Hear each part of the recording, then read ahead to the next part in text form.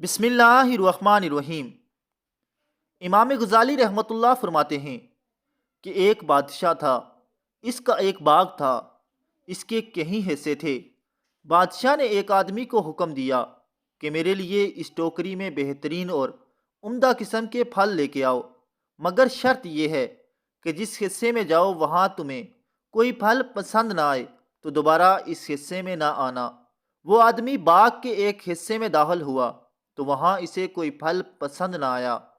اسی طرح وہ ایک ایک کر کے تمام حصوں میں گیا، لیکن کوئی بھی پھل اس کو دل کو نہ بہایا۔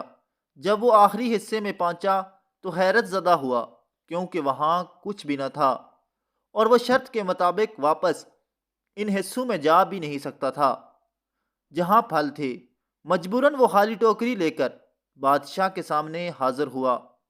بادشاہ نے پوچھا، میرے لیے کیا لائے ہو؟ اس نے جواب دیا، کچھ بھی نہیں لایا۔ امام غزالی رحمۃ اللہ فرماتے ہیں کہ بادشاہ سے مراد اللہ تعالیٰ کی ذات ہے، باغ سے مراد انسان کی زندگی ہے، اور ان حصوں سے مراد انسان کی زندگی کے ایام ہیں۔ ٹوکری سے مراد انسان کا نامہ اعمال ہے۔